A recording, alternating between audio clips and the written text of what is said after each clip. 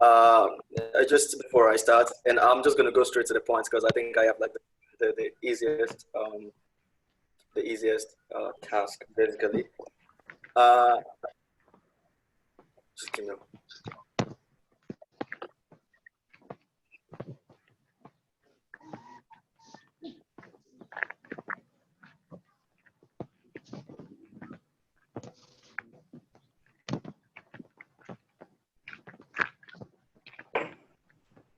Sorry, guys. Please, pardon us for the distraction.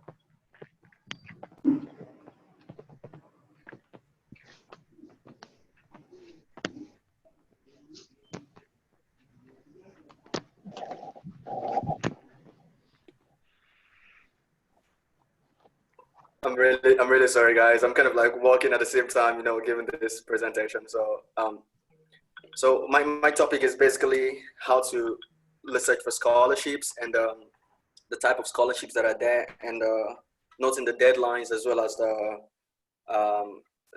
date. So the funny thing about it is to search for scholarship, just Google search scholarships. That's like the easiest way to go.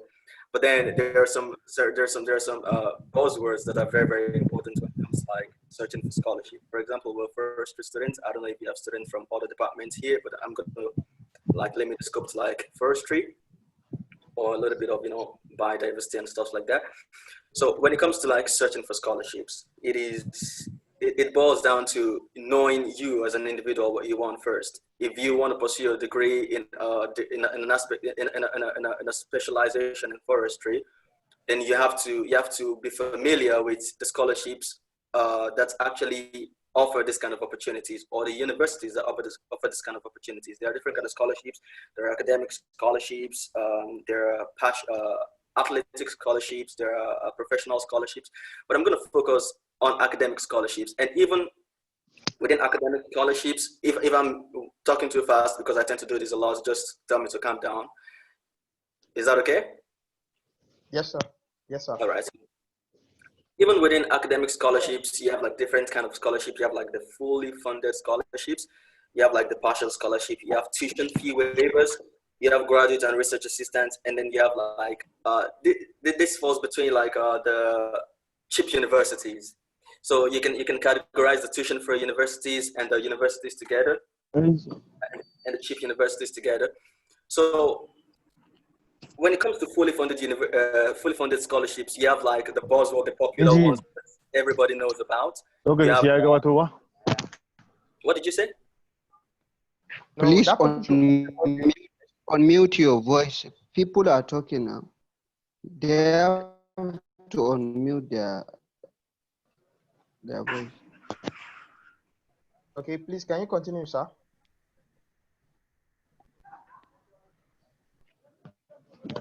All right.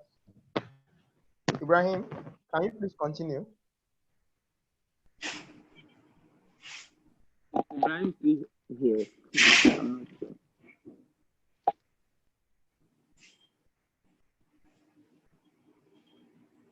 Mr. Moderator, you have to mute the people voice. They are talking. I got cut off. I don't know. Did you do something over there, or was it just me? Continue, sir. Continue. All right. So you have like you have the buzzer for the fully funded scholarships, the popular ones that everybody knows about. You have like the Erasmus Mundos, you have the Commonwealth, you have the Chevening, you have the GAD, you have the Mastercard, you have the Fulbright, and Schwarzman, etc., etc.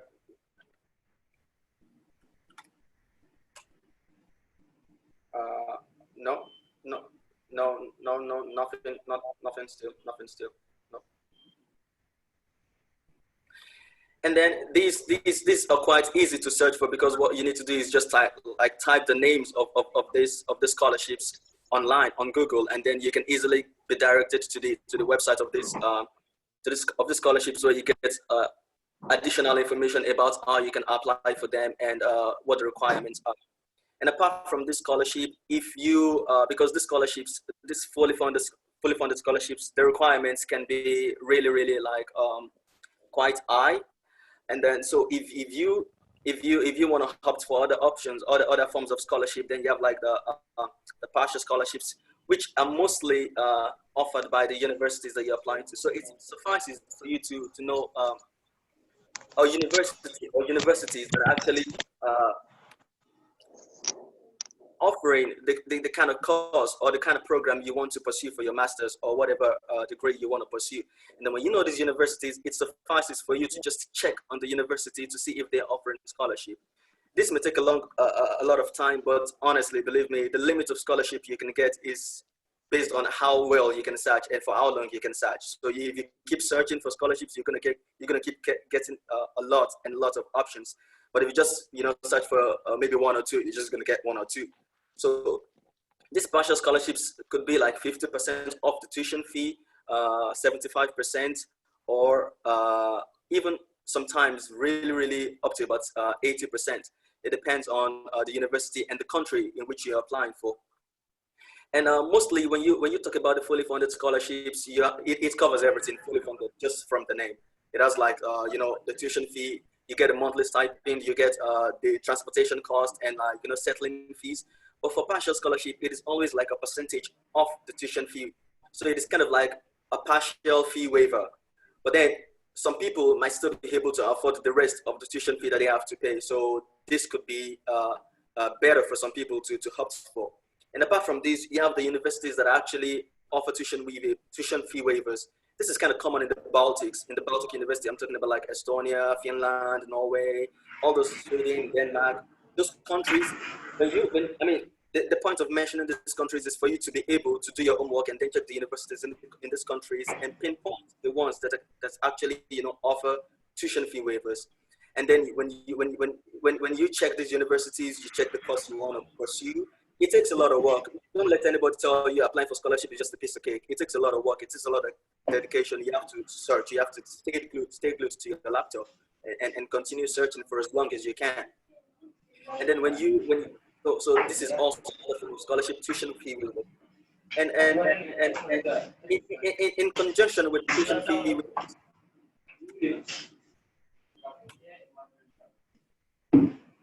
Hello. In conjunction with the tuition fee waivers, you have like the cheap universities. So what I mean by cheap universities, for example, I live in Belgium. And the fee for pursuing a course, a master course in Belgium is less than €1,000. Now, I know this is still a lot of money. It is a lot of money for a lot of people. It is also affordable for a lot of people.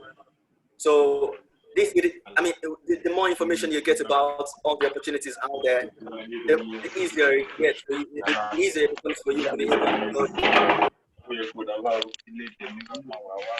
There's someone talking in the background.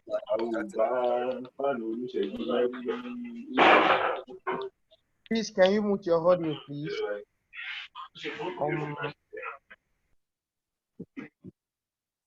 So as I was saying, the more options you get, the more options the more information you get can actually help you prioritize your options. So it is important that you not only get information about like fully funded scholarships and like partial scholarships. It is also important that you know that there are universities that tuition fees are really cheap.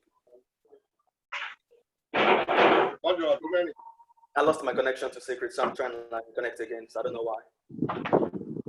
Hello, the problem is some people you have to mute they have to mute their audios now. Don't worry, I'm doing that. I'm doing that. Continue talking. They have to mute. Mr. Moderator, you have to mute their audios. Don't worry, I'm doing that already. Don't worry. So we're saying, okay. Sorry.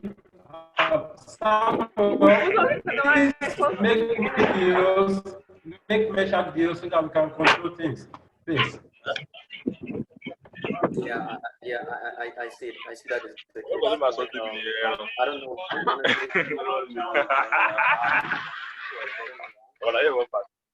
Logging back to Citrix now because I lost my connection.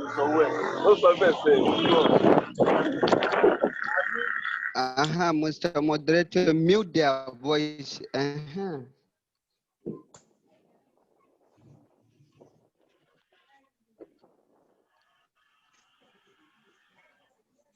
Can I continue now? Yes, you can. Yes, Yes, you can. you can, please.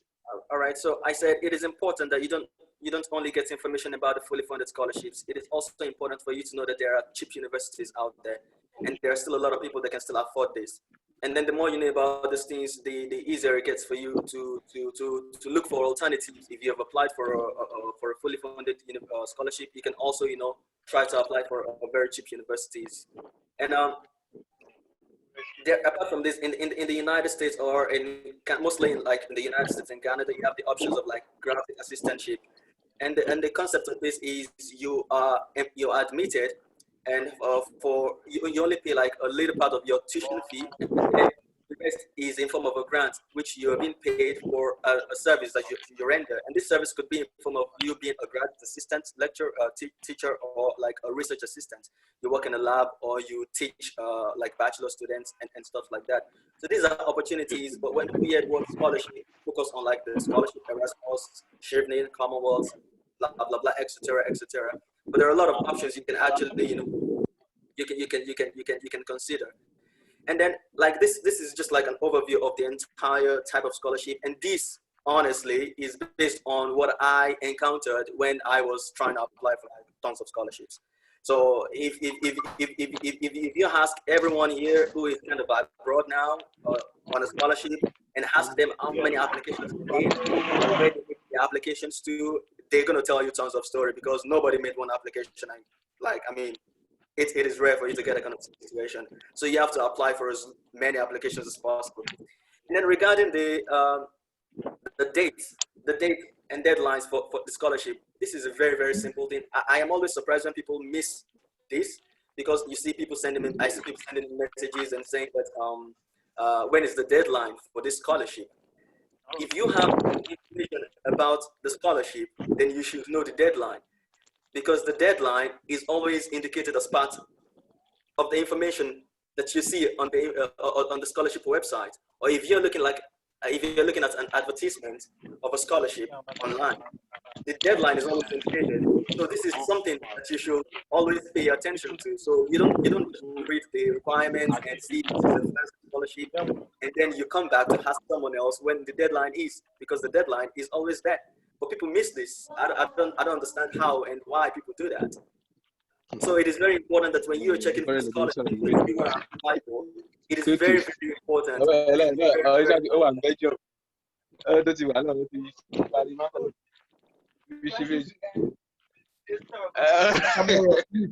Mr. Moyo, please mute your audio. Mr. Moyo. Can I continue? Because I think some people are still working in the background. Continue. Please continue. Don't worry. Please continue. I'm trying to regulate stuff. It is very important that you note the deadline of the scholarship. And I'm gonna give like a general, like, so there are still some application like some scholarship portals that you can subscribe to, and then you get notifications in your email about opportunities out there, etc., etc. This is just a few. You have like the scholarsfordev.com. If you are subscribed to this and you check it frequently, it contains updated number and list of scholarships globally, not just in Europe, in America, in Asia. It is global, so you get different scholarships for those that are targeting women, those that are targeting international students from developing countries. Specifics. It is a brilliant. It is a beautiful platform to subscribe to, and I'm gonna put the list up sometimes later on the chat page, so you can actually check it out, and then you can subscribe to if you want to. And then you also have scholarships.com.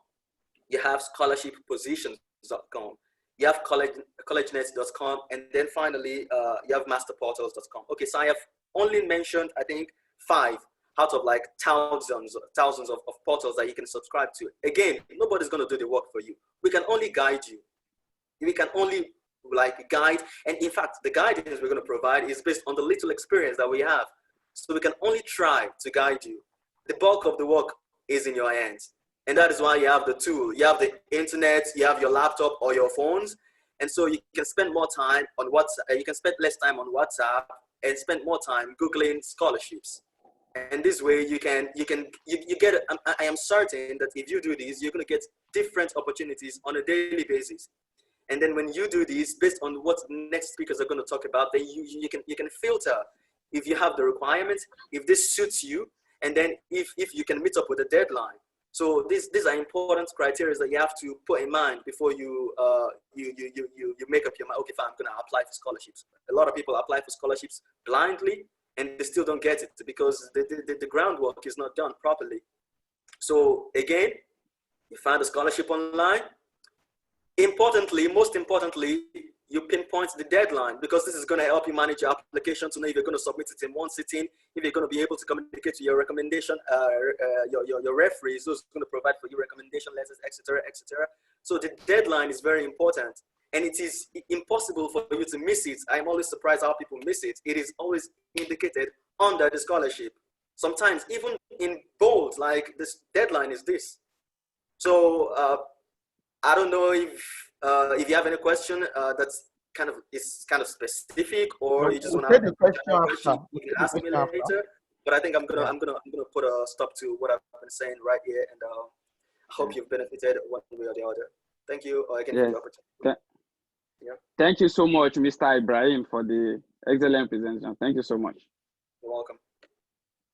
So all right, now I hope we're learning something, and he has been able to emphasize on the several scholarships that we have, and knowing where to go to apply for these scholarships.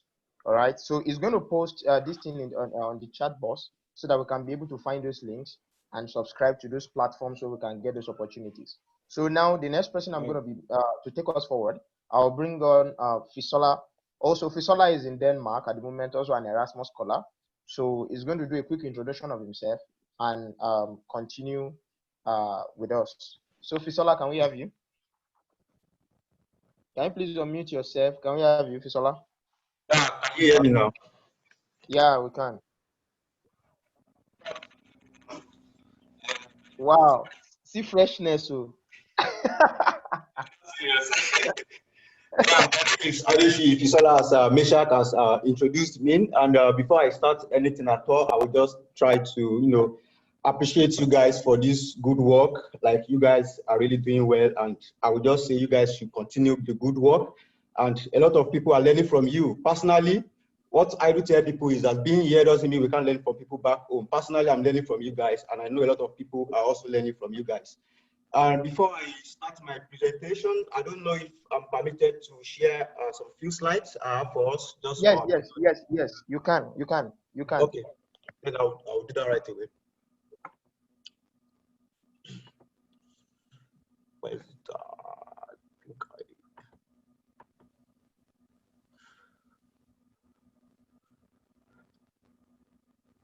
Yeah, can you all see my system now? Yes. Oh, okay, cool. You can.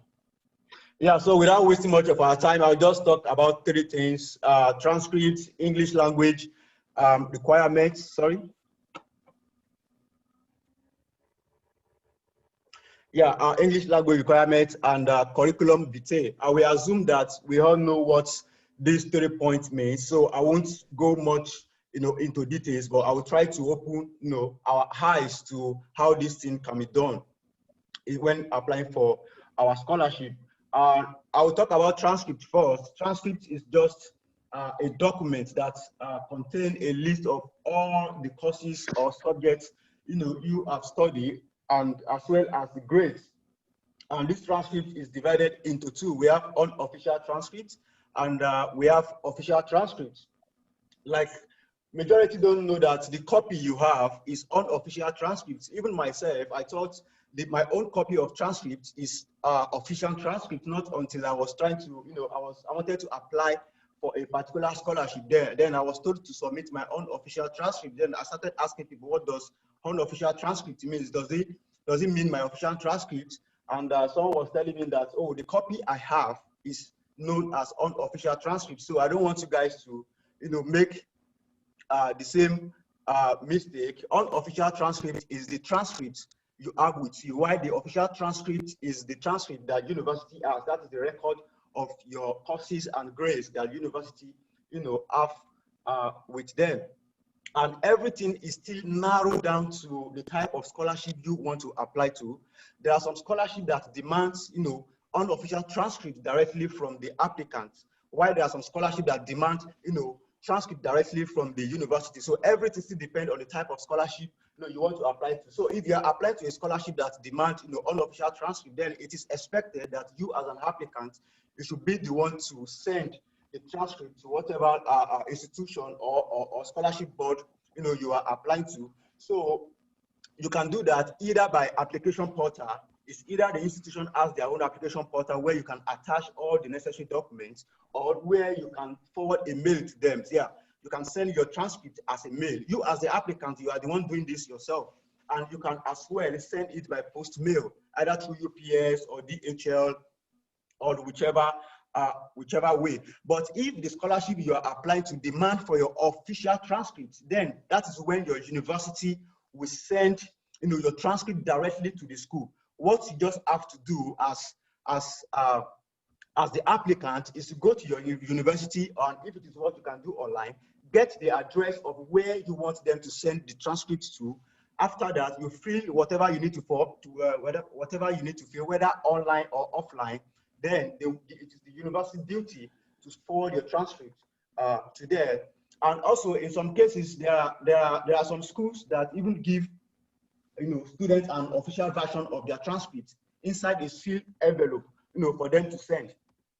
Now, after this whole thing, like what's this transcript? Why are they demanding for your transcripts? It's majorly for application for admission. So the university committee or the scholarship board that wants to, go through your transcripts, what they are after is to see the courses, is to see a list of courses you've done. If it is related to the courses you are applying in their school, and also they want to see the grades, whether you meet up the requirements, whether you can cope, with what they are doing. So these are the things they check majorly. Okay, I think it should be like this. Then I want you guys to note this, that unofficial transcript is not an official transcript and cannot take the place of an official transcript. So without wasting much of our time, I will just go straight to the next point, which is the English language requirement. And we assume that we are all familiar with the English language tests like IELTS, TOEFL, GRE, and some other English tests.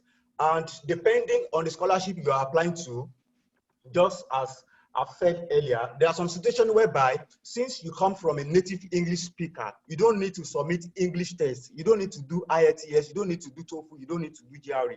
What you just need to submit is a proof of English proficiency. And the question is, how do you get this proof of English proficiency? You can get that directly from your institution. What you just need to do is to write a request letter, and also you attach that request letter with your degree certificate showing that you graduated from that school. So you just walk straight to your registrar, to the registrar office, and demand for this proof of English proficiency. And there are some situations whereby you can even get it from your HOD. I've seen some cases whereby students get English proficiency from their HOD, because the process of passing through registrar, in some schools is kind of difficult. So you can easily approach your HOD. What they just need to do is just to start and sign.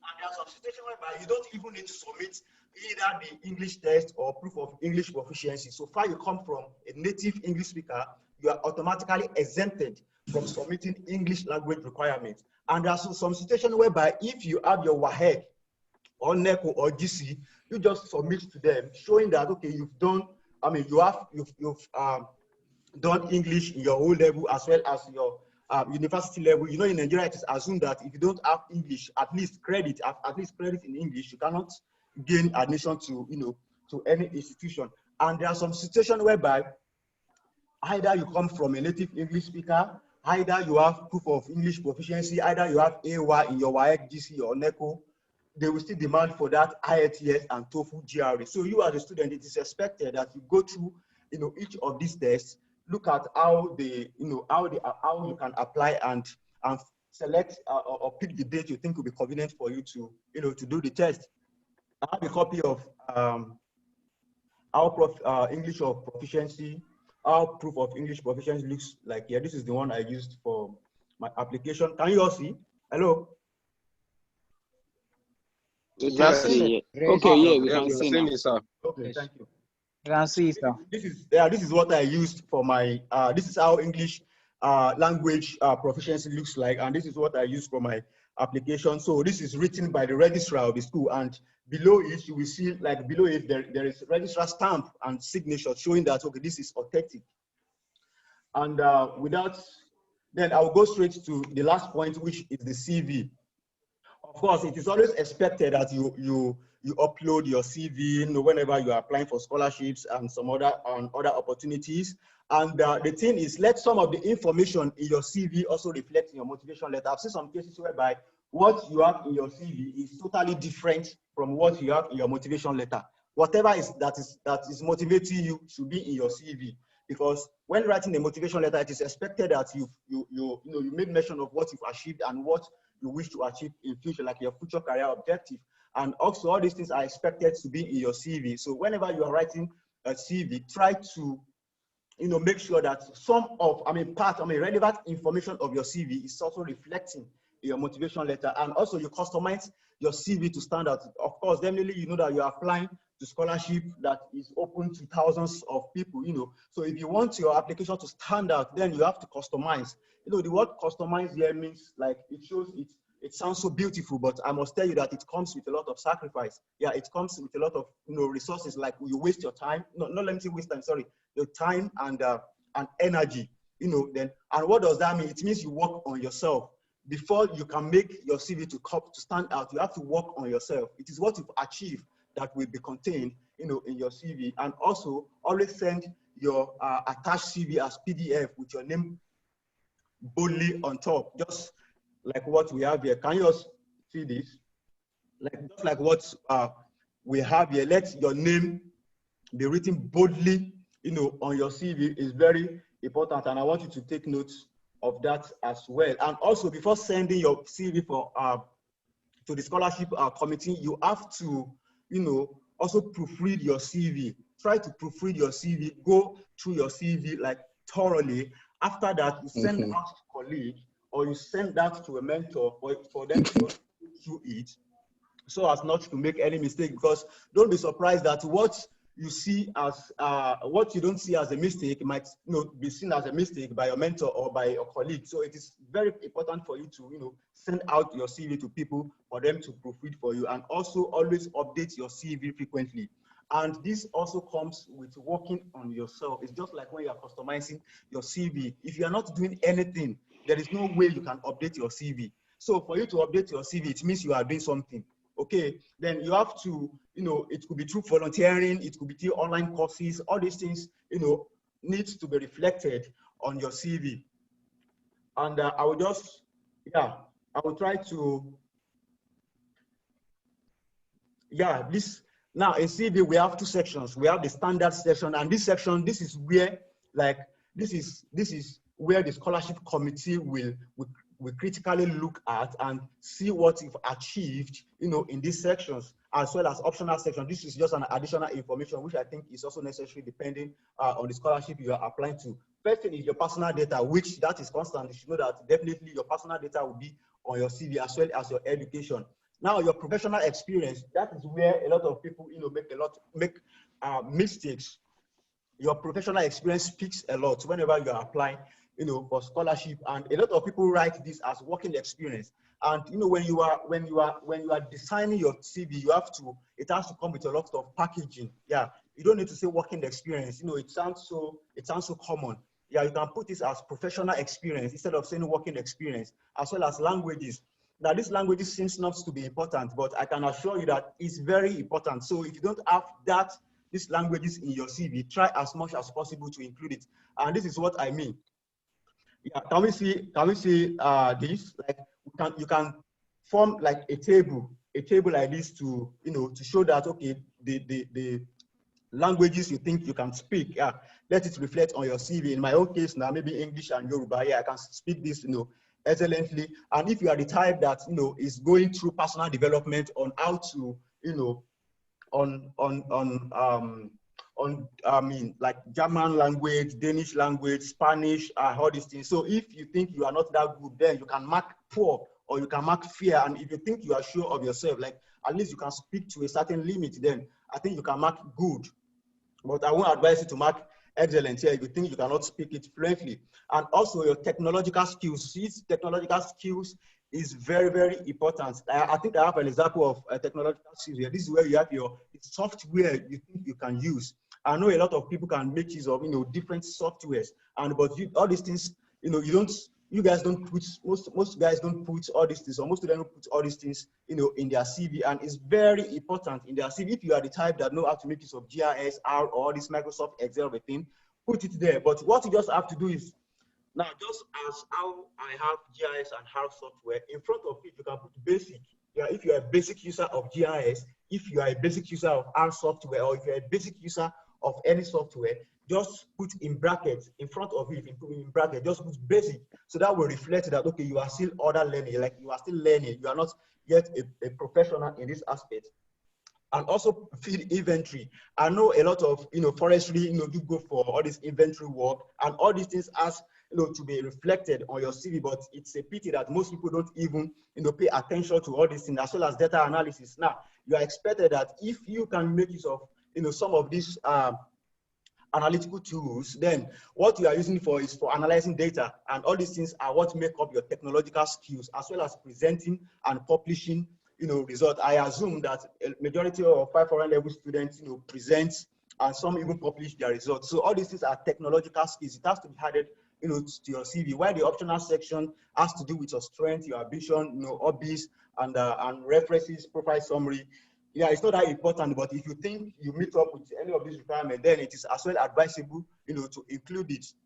Now, let me go further in the professional experience. Yeah, it is expected that you make a list of your professional achievements. If it is internship, okay, I did my internship in social places, then you write what you achieve. I mean, your achievement during your internship, as well as your academic project. I can tell you that academic project is an achievement, because it is assumed that if you don't pass your project, then you cannot graduate. So for you to graduate, it means you've carried out your project successfully. So it's an achievement for you. And in the context of this project, definitely you will have experience on how to make use of most of this laboratory instrument, or maybe fieldwork instrument, as well as tutor. If you are the type that teach the lower level, all these things are experience for you, are professional experience, are working experience that people don't pay attention to, as well as student jobs. I know student jobs is kind of rare in Nigeria, but if you are the type that is helping a professor to do something, or maybe a review work, or maybe your professor just take you to the supervising or whatever project, yeah, it's a student job. I can tell you, even though you're not getting paid, even though you're not paying,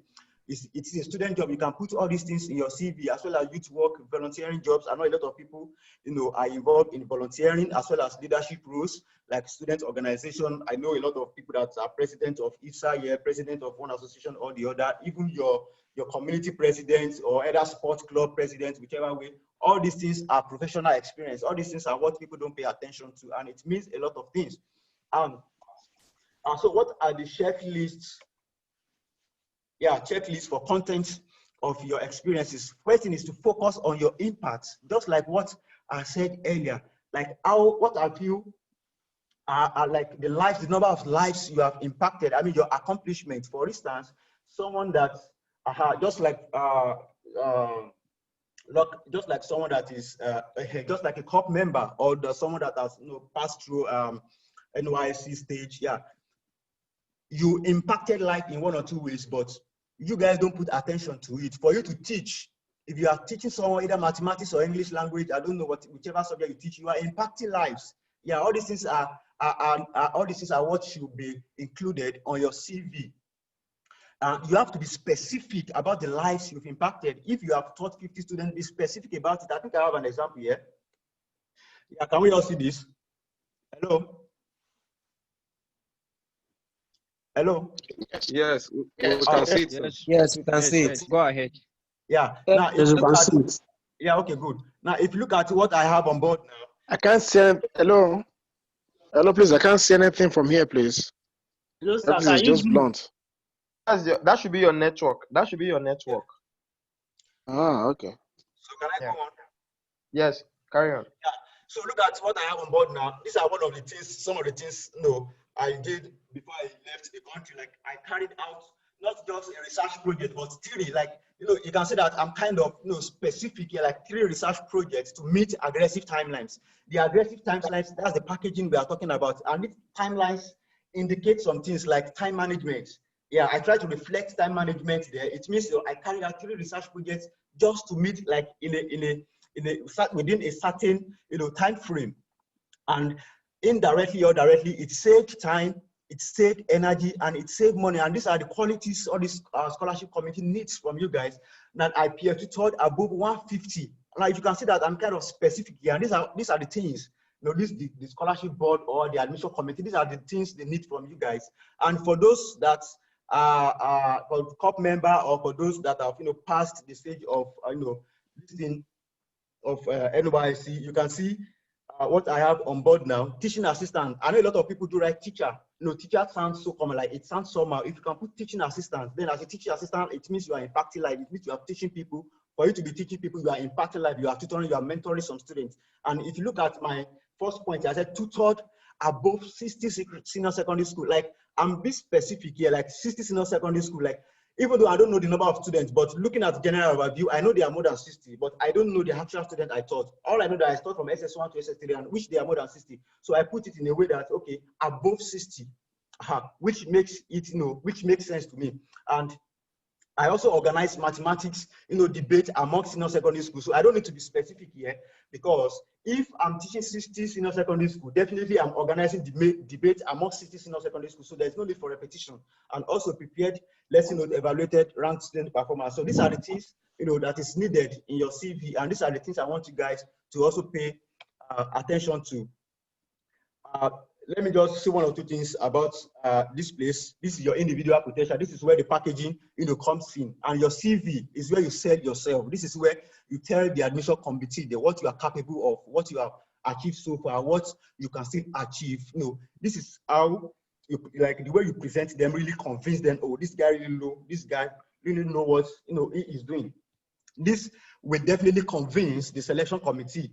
And also, you focus on your strengths, just like what I said earlier, the internship. I know a lot of people do internship in FRIN, FWT, department, then etc. Now, what are the things you achieved during your internship? What are the things you learned during your internship? All these things has to be included in your CV, and as well as a professional career, just like NYC. What are the things you achieved during your NYC? Is very, very important, to be included in your CV. And the way you put it matters a lot. You don't just put it anyhow, like make it a package. Like the way you package it, it convince the selection committee that, oh, truly you know what you are doing. And I'm aware that a lot of, for instance, a lot of forestry students in FUTA do some courses, in FWT 401, 318, GIS projects, all these things. In most cases, you guys don't put all these things in your CV, and it's very important because these are the things you practicalize. These are the things you did yourself. Like you went to the field, you carried out some practical work, and you learned some things. You learned how to make use of instruments. All these things have to be reflected on your CV, as well as 318, which I think is when it comes to learning instruments and this thing. And I could remember when we were in foreign level, I was a foreign level student in Futa. Definitely we do a GIS project, either as a group or as an individual. So all these things are very important in your CV. The projects you did, how did you achieve it? What are the objectives of the project? You have to list all these things, in your CV. With them practical classes like wood workshop activities, CSP farm establishment and organization, all these things are what you did, and all these things make up your professional experience. For those in foreign level, you are expected that you don't really have a lot of working experience, but these are the things that can make up your experience, because these are the things you did yourself. These are the things you practicalize yourself. So I will advise you to have all this information on your CV. And if you don't have any experience, I don't see that as a problem. Just focus on your academic. Of course, definitely everyone should focus on the academic. Then you focus on extracurricular activities. If you are the type that have done, some extracurricular activities during your days back then in school, just like IFSA, Eden World, leadership position, ed, tutorials organized for colleagues. All these things have to be reflected on your CV, just like what is happening now. Just looking at what Meshach and Olaluwa, looking at what they are doing now. They are the organizer of this event. They are not the ones speaking now, but they are the organizers of this event. So I expect that, okay, they should know the number of people that are on board now and state it on their CV that, okay, we try to impact so forestry students in so events. All these are what should make up your CV. And I'm quite sure that there are some students that will have, organize maybe tutorials for lower level, or tutorials in their fellowship, all these things. You don't need to be the tutor. You can also be an organizer. Yeah, it's you are displaying a leadership, a leadership experience. All these things has to, be included in your CV, and you have to be specific. You have to know the number of people that attend, the whatever tutorial you organize, and also events like IFSA week. I know a lot of forestry students partake in IFSA week. So what are the things you did during the IFSA week? You have to list all these things. If you are the type you think that you don't have anything on your CV, but all these things can make up your CV, as well as orientation programs for new students. Of course, you as a senior, it's expected that you organize orientation program for the new students. Look at the number of students that attend the orientation program. Try to, know the number of students. Then all these things has to be included in your CV. Yeah, so with all this, then after after the inclusion of all this information, and what you just have to do is to send out to to a mentor, or you send out to people you think they are capable of reviewing your CV. Then they will try to go through it one by one and tell you what you need to add and what you don't need to add. And so at this point, I would say thank you. Yeah, thank you very much. Yeah, Thank you so very much, Mr. Yeah, Thank you, sir, Mr. Bisola, thank you. for that wonderful presentation, sir. Thank you very much. Mr. Bisola, thank you, sir. Yeah, thanks very much. Yeah. All right. We'll be moving to our next guest now, quickly. Yeah. All right. And the next person we are having is our friend, okay, person of Tomiyo Sibola from University of British Columbia, Canada. He's a Master of Science in Forestry. I don't even know which specific masters he's doing, because he's already doing a lot. Whenever we talk, he's already in a lot. I know he's doing his research in biometrics, but the biometrician that he is even good at mathematics more than plenty mathematicians that I've ever known. So I'm always proud to have him. So Tomiyo Sibola, please, can we have you?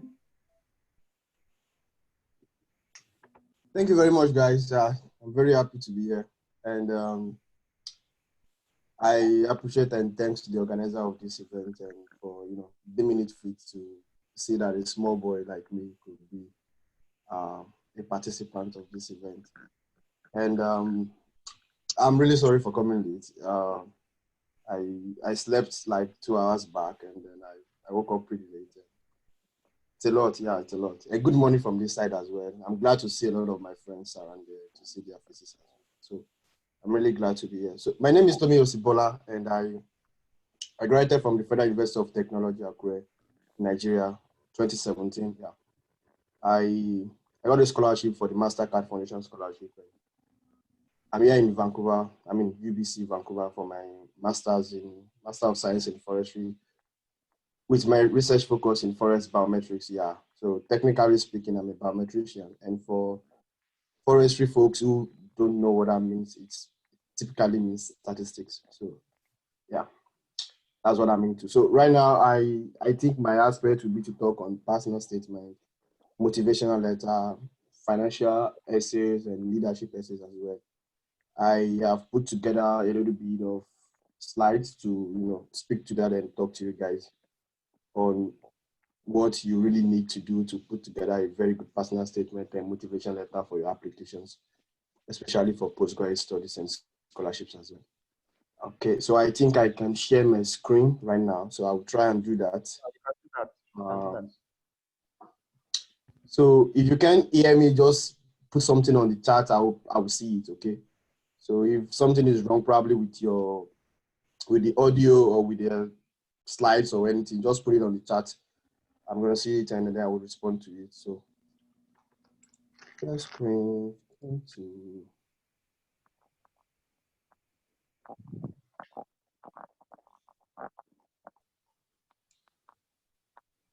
Okay. I think you should be able to see my screen right now.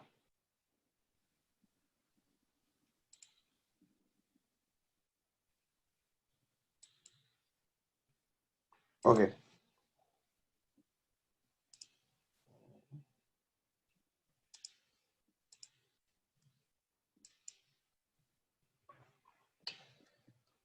Okay, so like I said, I'll be talking on the writing of personal statement and motivation letter for scholarship application. And I'll be walking you guys through what we all know, what is motivational letter, structure of a motivation letter, and then I'll take you guys through some writing suggestions that I feel like it's really necessary for you guys to understand. And I'll be speaking generally on some tips as well, and then probably spend more time on leadership and financial essays, and then we can take some questions as well. Okay, so let's get down to the points. What is a motivation letter? In most cases, people try and use the word motivation letter and personal statement interchangeably, okay? But sometimes there are some differences as well. But for the purpose of this, events, I will be using motivation letter and personal statement interchangeably. I would also like to point out some differences as well. In most cases, personal statement is a letter that you write to, highlight your own personal achievements, your strengths, your goals, your objectives, why you are a good candidate for whatever you're applying for, either the admission or the scholarship. Why the motivation letter, in some sense, is like reasons why you are applying. Like if you're applying for the admission or scholarship and you're asked to write a motivation letter, it's like what's your points, what's your motivation, why are you applying for this? So, and that is probably the distinct line between motivation letter and personal statement. But in most cases, they are used interchangeably. And here I said the motivation letter may be required to support an application for scholarship, employment, or an internship, for admission, either undergraduate or postgraduate admission, MBA, MSc, PhD, any kind of admission. You will always be required to write a motivation letter. And then most times it can be called personal essay or personal statement as well. And from this little diagram here, I add this flow chart. Let me call it a flow chart. From the point where this is you trying to write a motivational letter, you have to introduce yourself first, your background and everything that you have been into. And then you probably want to showcase your writing abilities. This is really, really important. Most folks just write things and they really do not, show their writing skills. You don't have to write like Aristotle or Professor Wole Soyinka. No, you just have to show that you have the ability to write in simple and correct sentences. And you also have to demonstrate your reasoning abilities, the ability to read the question that you have been asked and the ability to, answer the question effectively.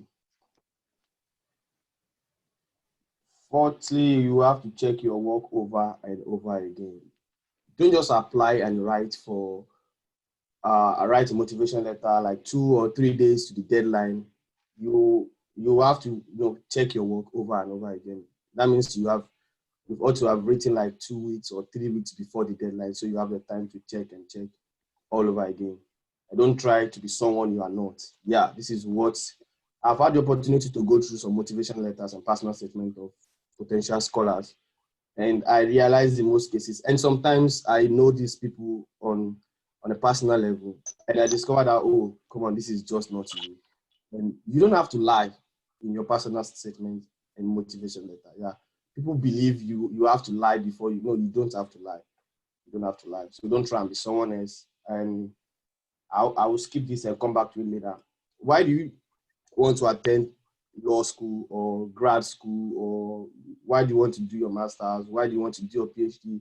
Why do you want to do an MBA? You have to figure this out. You have to have a tangible reason, not just because everybody's applying now. Yeah, I have to apply to. Not just because you have a first class, you have to apply. I have to apply to.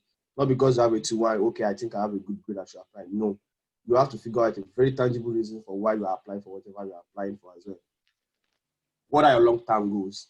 Most people, it's okay not to, have a specific long-term goals. Myself, I really don't have that one thing that I say I'm pushing, this is my long-term goals. But for the purpose of your personal statement and motivation letter, it's very, essential that you figure out 1 or 2 things that you consider as long-term goals. It doesn't have to be your life ambition. It doesn't have to be something you have to pursue all through your life. And it's okay even if it is, okay? you only have to figure out what is really, really essential for you as a long-term goal. So you can, long-term goals is actually different from short-term goals as well. So you have to be able to differentiate between the two, but you have to really figure this out. So for the purpose of writing, there is a point you come to where you have to slot this in as well.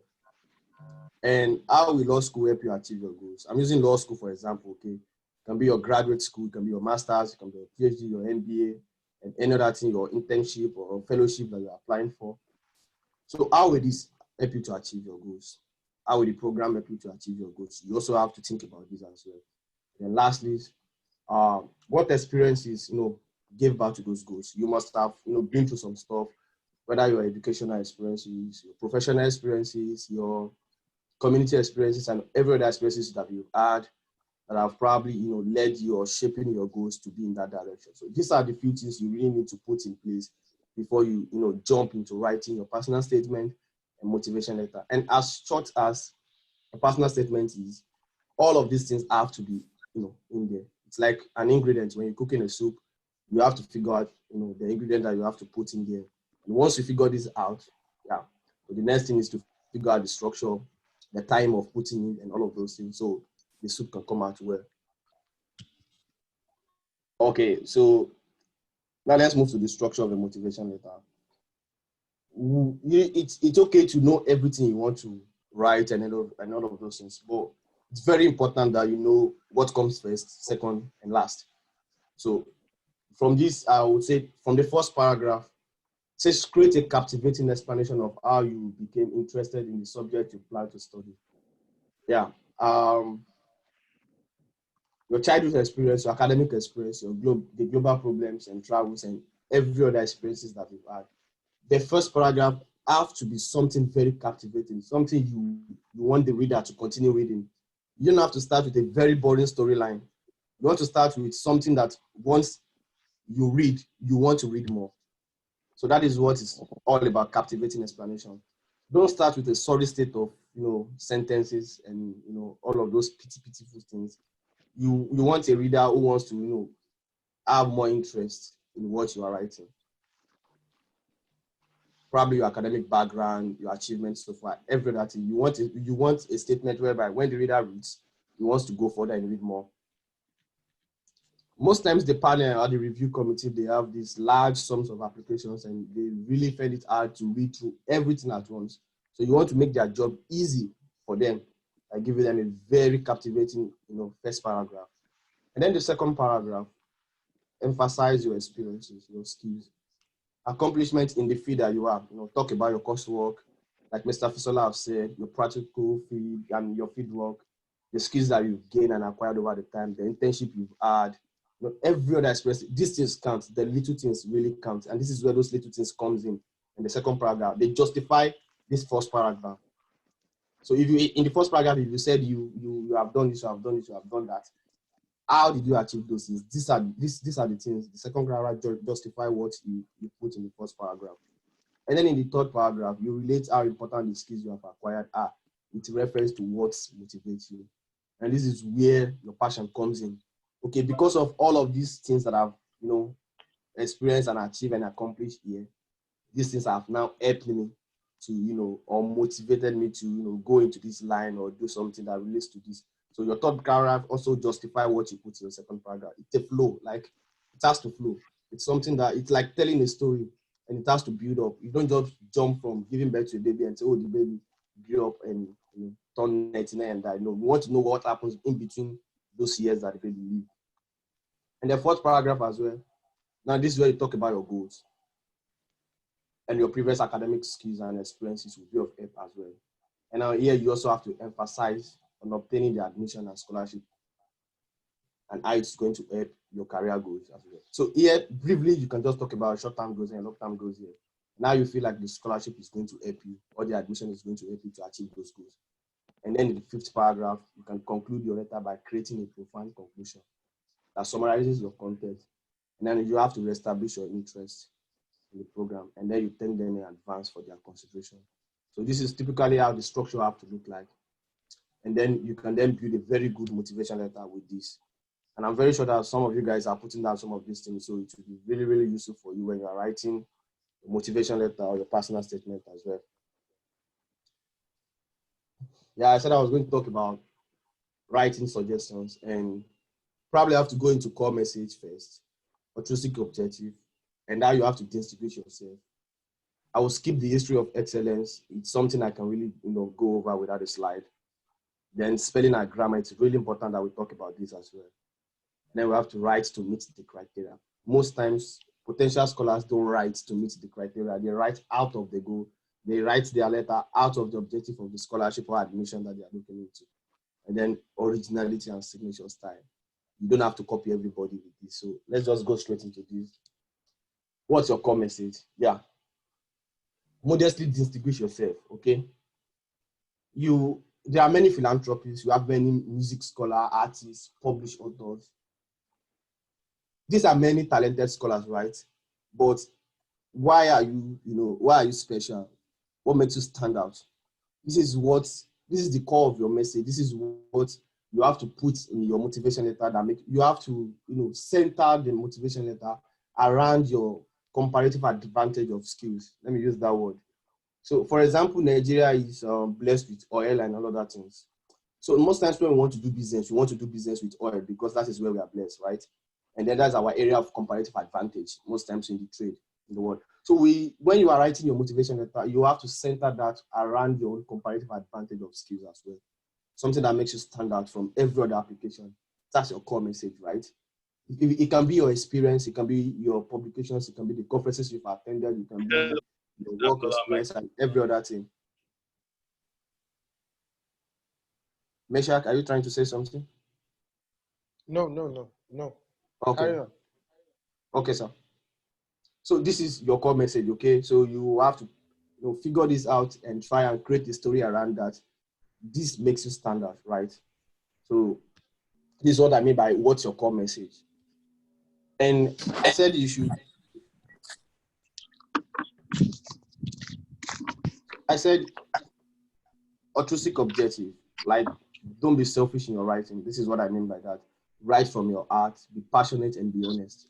And I said you should apply for scholarship and courses where you have a strong motivation to succeed in that field. Now this is what I mean. If you are applying for a course or for a scholarship and you really don't like it, it will show in your writing. So you have to convince yourself that you actually like this and write a very good scholarship, a very good motivation letter for that. So when you are applying for scholarship and courses, you have to write a very strong one. And you have to believe that you have the good background to succeed in that field that you are writing for. So when I was applying for a lot of scholarships and admission and everything, and I was applying for UBC specifically, I got a supervisor who is a professor in biometrics, and I was so interested in biometrics. So when I was writing all of my stuff, it really involved data and all of those biometric stuff.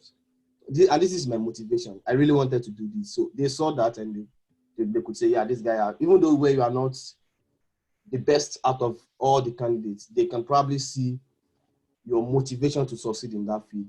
And this is what you have to put in place when you are writing. And then you have to know that competition among Africans is really fierce. Like the competition is getting tougher every day. You are competing with folks around the world, not just Nigerians or Africans alone. You are competing with folks all around the world if you are applying for international scholarships most times. And lastly, you will have more chance of success if you reflect deeply on your strengths. Like I said earlier, you have to focus your core message around your strengths and achievement as well. And the specific positive contribution that you wish to make to our global society. So you're not just getting the scholarship, you have to have it at the back of your mind that you're also contributing to something as well. Okay, so distinguish yourself. From this, you can see, yeah, they are all running, but one of them has just jumped over the line, distinguishing himself. And from this, one is seeking attention. So this is what I mean by distinguishing yourself. Your letter has to show that attention seeking. Like there is this, I know most Futarians or most forestry students in Futa will understand this term, beg for mark. Yeah. So you have to, create attention. You have to make your motivation letter, seek for that attention. And not just by writing jargons or putting, anything that is out of the point to it. So this is what I mean by that. Never submit the same letter twice or use a template formula. And this is the mistake most people make. they will ask you, okay, give me your essay for this scholarship. I'm applying for this scholarship, so give me your own essay to let me use. So when you give it to them and then they write and then you ask them to send to you so you can edit and correct, you see exactly the same structure, you see exactly the same storyline, exactly. Sometimes they just copy and paste. This is really bad, honestly. It is really, really bad. Because when you submit the same thing from someone from somewhere, they have it in their database, they can easily figure it out. And if you are very, very unlucky, the same person who read out the same letter 2 or 3 or 1 year ago, we read yours and we say, oh, I read something last year. It sounds familiar. So you have to, distinguish yourself, make your writing stand out. And then be sure that your application meets all mandatory criteria stated in the guidelines. Like every question they ask in the motivation letter writing, in the personal statement, you have to make sure that you are writing according to what they write, what they have asked you. And then use keywords. Try and use keywords explicitly. Use it very well. And then you should aim to customize your motivation letter to show that you have researched the sponsor. Well, this shows that you know about the sponsor, about the scholarship, about the school, about the faculty. So you have to customize your motivation letter to show that you've researched about them, that you've read something about them. They may be involved in a particular research at the moment. You have to put it in place and say, okay, this guy is correct with what we are doing here. And then lastly, try to differentiate your letter by displaying some degree of originality with structure, format, and content. Don't use another person's story to write your own story. Don't use another person's structure to write yours. And for me personally, as a scholar, this is what I do most times. When people come and ask me and say, give me yours, I tell them, okay, this is what I can do for you. You go write your own story without copying anybody. Write it anyhow, just the way you have it at the back of it. Now send. And when they send, I can now help you to restructure your story and then point out the mistake that you've made that that can really help you. So I think this is the best way to do it. But by the time you get a letter from someone who have had a scholarship or whatever, you are tempted to write exactly according to what the person has written. And this is really bad as well. So please try and put in the hard work to do the writing yourself. Let's go straight to spelling, grammar, and vocabulary. You have to take note of this. It's really, really bad to write stuff and then everything is full with spelling errors and the vocabulary is completely wrong. I read some motivation letter and personal statement, and I was telling a friend of mine, if I am not a Yoruba guy, I probably will not understand what the person was writing. The person literally wrote the motivation letter translated directly from a Yoruba point of view. Like, there's what we call Yoruba English. I know most Yoruba guys, you know this. So there are some words, there are some sentences we speak in Yoruba, and then it just directly translates to English, and it doesn't make any sense at all in English. So when a native English speaker reads this, he doesn't understand.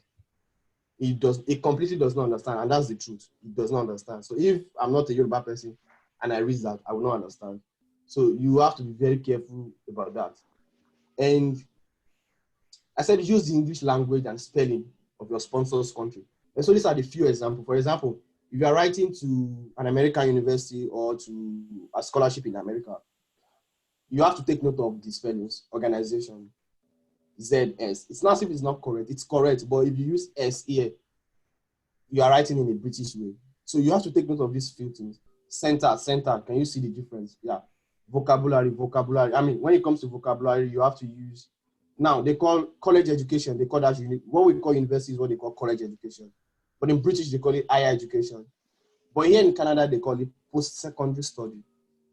Yeah, they call it post-secondary study. So it can be any study that you've done immediately after your secondary school. So they regard that as post-secondary study. And you just have to take note of these few things. There was a time I was in a class giving a presentation. It was a very diverse class. And then I was answering questions, and then someone asked a question, and I said, can you please come again? And the whole class didn't understand what I said or what I meant by come again. Because come again is nothing like a Northern American English at all. They don't understand that in North America, except you are from the UK or from some part of Europe. That's where you understand what please come again means. And we were all confused in the class. Some Asians were there, they were like, what did he say? And luckily for me, the instructor, the professor, was a British person. So she understood what I said. And then there's another student in class, Nick, who was also a Briton. And then the professor just laughed and said, oh, you don't understand what Bola is saying. But like I said, you guys, you ask your question again. And she told them, please come again, it's a British English. They were all confused. They had to look it up and say, oh, is that right? Is that correct? Because they didn't understand. But ever since then, I stopped using it. So I have to switch back to what they are using here as well. So you have to take up note of this few stuff, because when you write them, some of them may not literally understand what you're saying at all. So please try and take note of that as well. And I said Microsoft Word allows you to use a spell checker for regional English. So you have to make use and take advantage of Microsoft as well to achieve this. Okay, writing to meet criteria. I said some motivation letter guidelines require you to attach your CV or your resume to your letter. You have to write according to the criteria, according to the requirements. You have to meet the objective. So the review panel wants to see evidence that your CV is a strong match for the opportunity that you are applying for. Mr. Fisola talked about this in the previous presentation. You have to match what is written in your motivation letter should be the same with what is written in your CV. Most times people give out their CV and resume to organizations and individuals to write for them. And what they are putting in their motivation letter is completely different from what is in the CV. This is honestly wrong. So you have to have a balanced CV and a motivation letter. So by the time they fall back to your motivation letter, they are saying almost the same thing in your CV. It's complementing each other.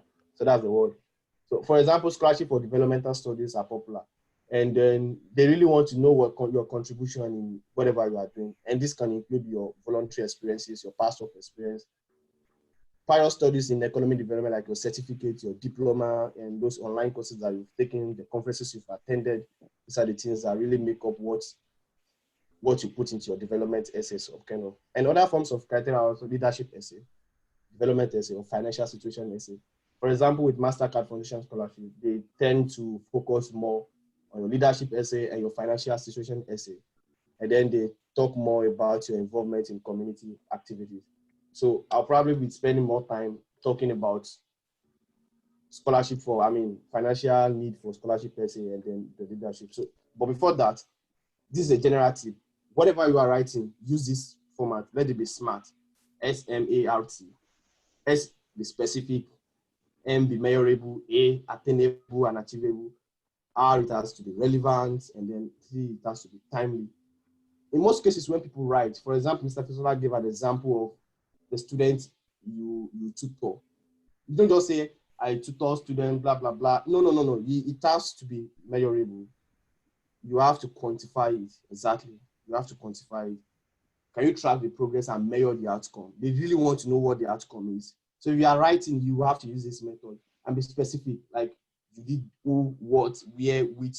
You have to be very specific with what you're writing. Don't just write vaguely. You don't have to sound, if you sound vague, they really can't grasp what you are saying, okay? And I think one of the most important part of this thing is it helps you to structure your motivation letter in a very correct way. And then you are able to write according to what they really want to know.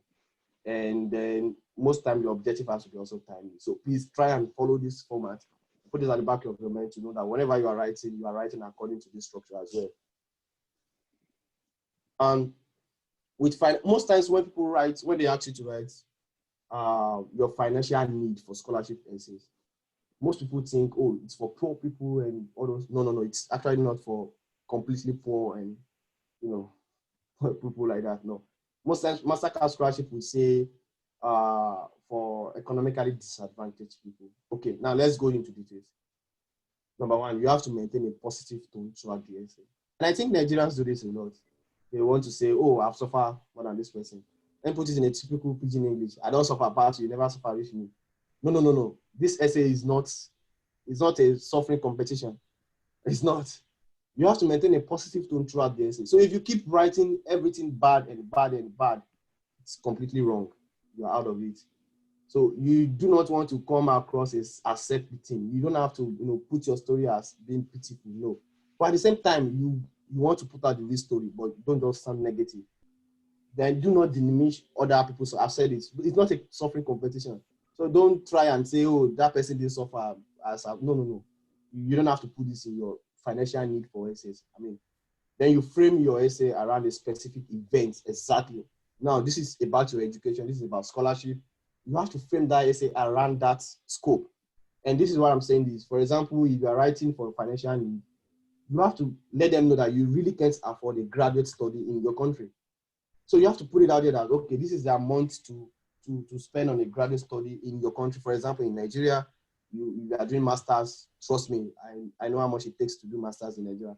And for some of us, we really can have that kind of advantage, except someone somewhere decide to sponsor you. So you have to frame your essay around specific events, which we sound true and come out as true. So if you try to sound so vague, it's not coming along. People will not really catch up with you. So avoid controversial statements and opinions. Please avoid that. Really, really, really avoid that. For example, when discussing events from your past, do not belittle someone else or talk negatively about a group of people, especially your country. Don't talk negatively about your country. You never know who will be reading your essay. Okay, let me say this. Most times when applicants from Africa sends their essay for MasterCard and UBC, there are a group of individuals that are assigned to check out those essays and read them. One of them is a Nigerian. And she told me one day and said, see, most times Nigeria write this and write that and say a lot of things, and then it really irks her. And because she's doing her job, she has to do a very good job. So it doesn't matter whether you are the one who have suffered most in your life. It doesn't really come. They have the standard. They have these formats, like a marking guide that they have to follow. So, but when people now come and talk a lot of shitty stuff about Nigeria, I'm sorry to use the word shitty. So when they come and talk a lot of bad stuff about your country, Nigeria, you are putting yourself in a very wrong spot, because you never know who is reading your essay. You never can tell. So even though we have challenges and difficulties and all of those things, you have to maintain a positive tone throughout your essay. Tell your story with honesty. Yeah, you have to tell our story with honesty. Don't fabricate things. Whatever didn't happen in your life, don't put it there. Please do not try and put it there. Yeah. I know scholars who are way richer than anybody else, and they got scholarships. I know scholars who schooled in the US, one of the best schools in the US, and they wrote this financial need, and you need to see what they've written there. Trust me, they don't have to lie. Okay, how will someone who's studying, let's say, University of Alabama for his or another grad write financial need scholarship essays and lie? There's no way you can do that. He won't try and say US is this, US is that. No. And then he got MasterCard. And so please, it doesn't have to be, oh, you are the one who suffered. No. So you just have to write out your story and frame it around a specific event. Maintain a positive tone throughout, and don't try to sound philosophical. Don't try and use Professor Wole Soyinka's kind of English, kind of grammar. No. You just have to write simple and clear sentences. So for leadership essay, these are the few things you have to put in place. Please, helpful tips. These few things are very helpful. Please try. These are the things you have to consider. Take note of these things. Why you got involved in it, in that leadership role, in that leadership capacity, in that leadership position. Why did you get involved in it? What kind of experiences did you gain? Don't forget, you'll be writing this is based on SMART, right? What kind of experiences did you gain? You have to highlight those experiences. What did you learn? Now, give an example of some of your accomplishments. This is very, very important. You have to talk about the challenges you faced while in office, while in that role, while in that position. And then you have to talk about how you overcame this. I mean, what you did to solve the problem. You have to talk about that. And now relate that to your goal for the future and what that has taught you. So these are the few things you have to put in place when you are writing a leadership essay. So most of us, some of us, we sometimes don't really know what leadership essay really means. We think it's until you are elected into a position or a SUG or student union body or your... No, it doesn't have to relate with that. Even leading a small group of students into a project, into a research, into a term paper, into a report, it's a leadership position. A class rep, it's a leadership position. You are assigned an head of committee, it's a leadership position. So these are the few things you have to take note, and then try and structure your story around these few points, okay? Yeah, so at this point, I will say thank you guys for listening, and then I really appreciate your patience and your time and the opportunity to present at this wonderful event. I'm glad to be here as well. So, guys, I don't know if the organizers will permit us to take questions. I'm just typically questions. We take questions after. All together. Thank you. Okay, Thank you so much, Bola. Yeah, thank you so much, Bola. Mr. Bola. Thank Yeah, you, thank sir. you, Mr. Mr. Samuel. Antonio Sibola. Thank you, Thank you so thank much. you very much. Okay, right now we'll be moving on to Dr. Yemi, and then Dr. Yemi will be putting the icing on the cake, and you know, is experienced, and then is a senior man. Let me use that word. Permit me to welcome him, Dr. Yemi. You are welcome. Hey, hola, hola. Thanks, guys. Hey, everyone. Hi, Bola. Good to see your face again. What's the time over there right now? It's like 2 It's like a.m. or 6:20. something? Yeah, it's like 6:30 right now. Oh, yeah, all right. So it's already in the morning. Yeah. Fisola, it's really, I'm sort of, I'm proud to see you guys on the call as well, and to hear you speak on this topic. It's quite exciting to see that, everybody's moving forward and everybody's able to impact people behind them, and to also be able to share the experiences that you've garnered within a short period of time. And before I move forward, I just want everyone to know that, or basically pass across the need to demystify the process, in the sense that people should not think that because these guys know so much, or that I appear to know so much, that it has to be very, very difficult to get scholarships. It's not that difficult. So don't think, oh my God, I cannot present that amount of knowledge that Bola presented.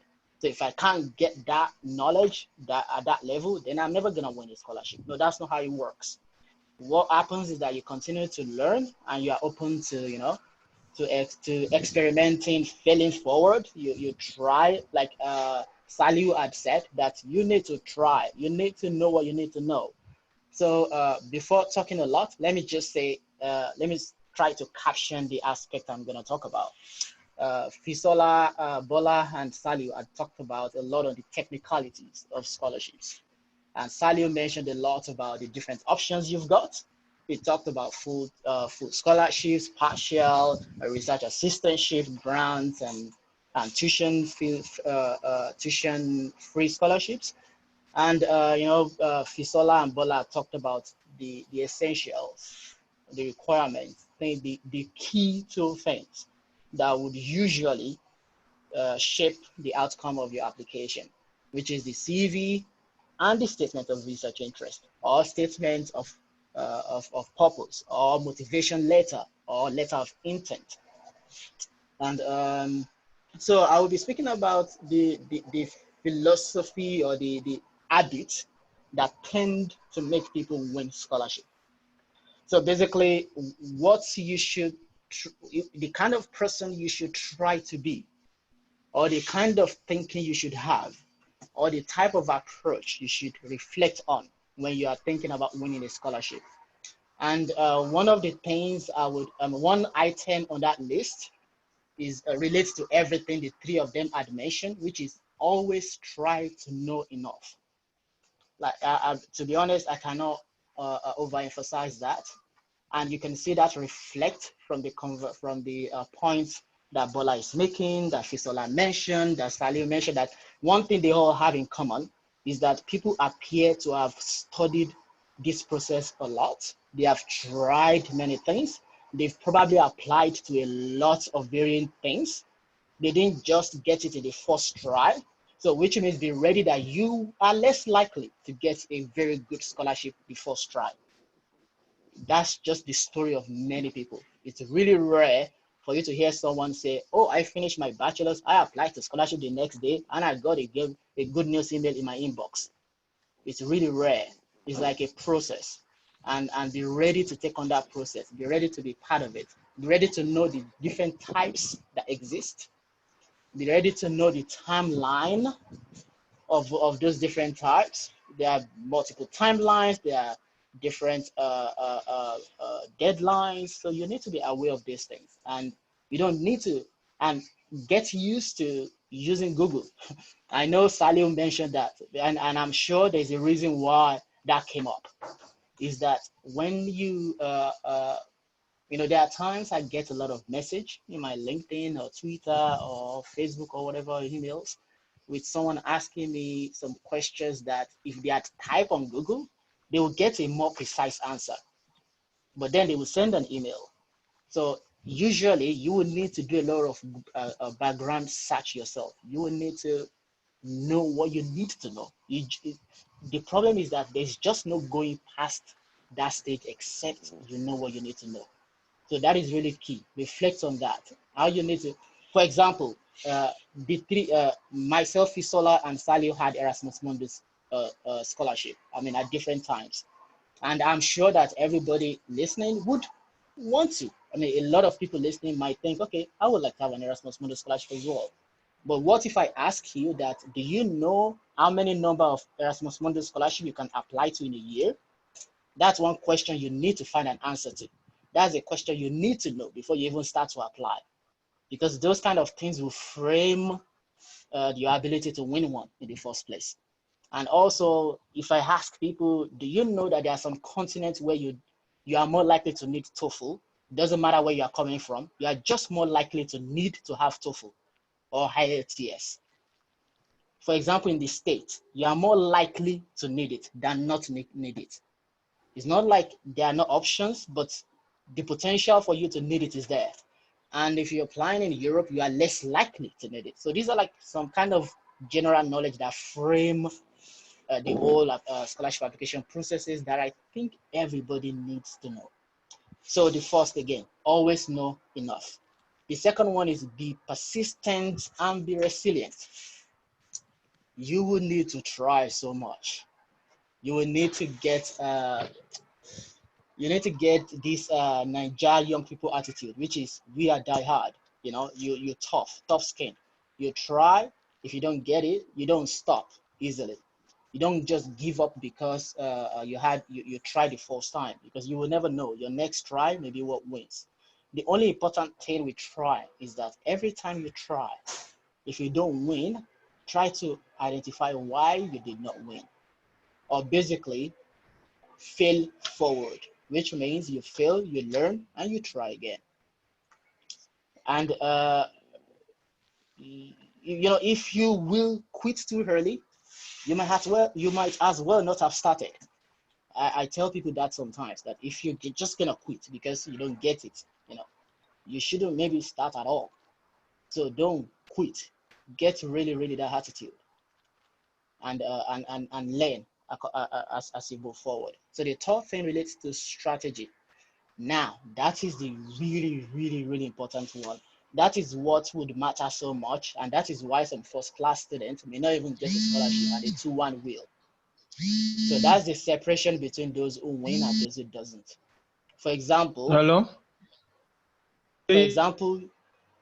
Can everybody hear me? Everybody can still hear me, right?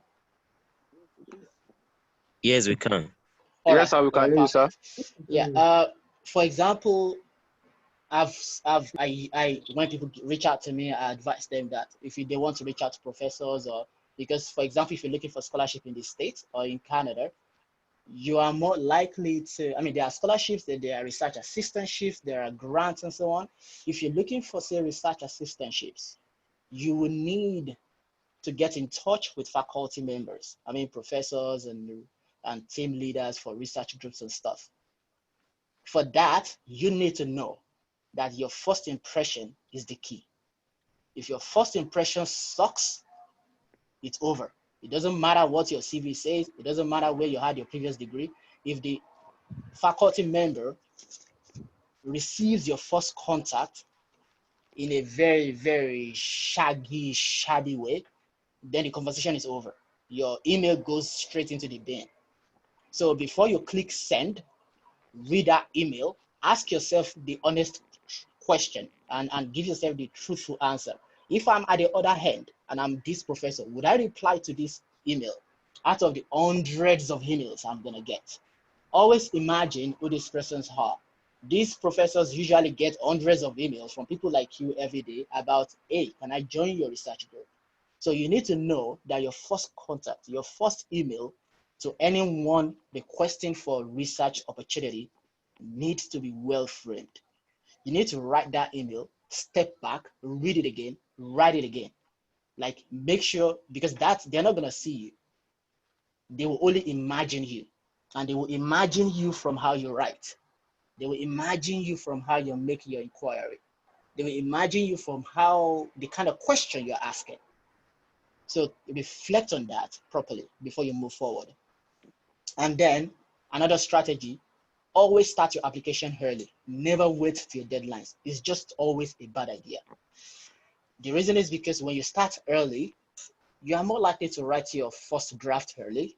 You're more likely to read it over and over again earlier. You're more likely to have time to ask people for feedback, people who might have a lot of things to do, and they will probably need to squeeze time out of their busy schedule to review your script.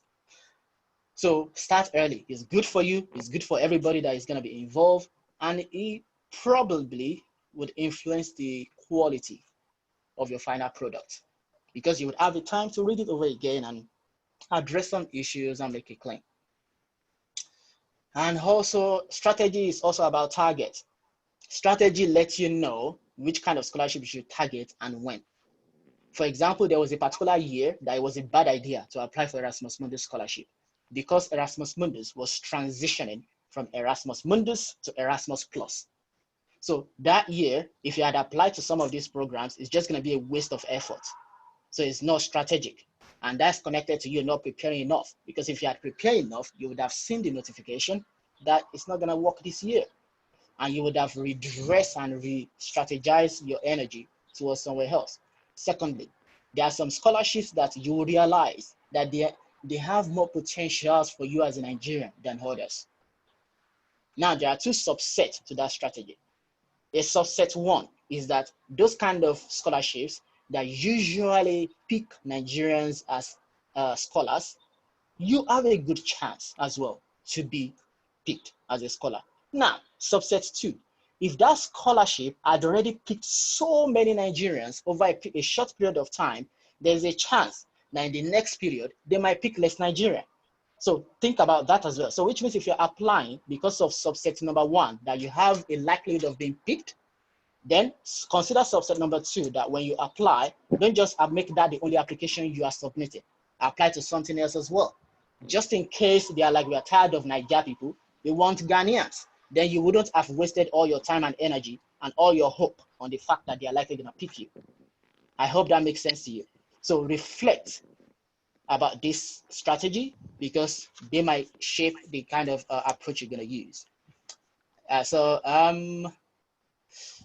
Another thing I've shared with some of you are actually online right now as well. I've shared with you in the past.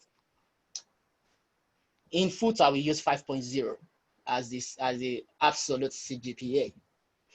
If you have a 4.5, you are a first class student. If you have a 4.46, 4.48, you are a 2-1 student. Now, it's very, very, very, very not strategic for you to have a TV and say 4.48, 2-1, second class upper division. Remove that from your CV. That doesn't look good. The reason is because it puts you in the same category with someone that has a 3.6 and you are not in the same category. Now, this is what I advise people to do. When you have a high CGPA, which may not particularly put you in the flashy category of first class, move into a new phase of categorization. Use percentage. For example, if you have a 4.4, I would advise you, don't use a 4.4 in your CV, for example. Write 88%. You want to know why? 88% looks good because 88% can still put you in the category of distinction in a lot of universities across the world. And if you use 88%, you're not lying. Are you guys following? You're not lying. But you've repackaged some, Fisola and Bola was talking about packaging. So you've packaged it in such a way that you've allowed a positive aspect of your category. So if you write 88%, you can then add something else and say 88% top 5% of my cohort, for example. But be precise, start to be precise. You can say 88% top 1% of my cohort. For example, if you are from a department that has no first class, you are from a department, there is no first class, and the highest degree was, the ICGPA was 4.46. So which means you are the top 1% of your class. Now, Don't just write 4.621. That's not good for you. So write that 4.6 should be something around 89% or thereabout.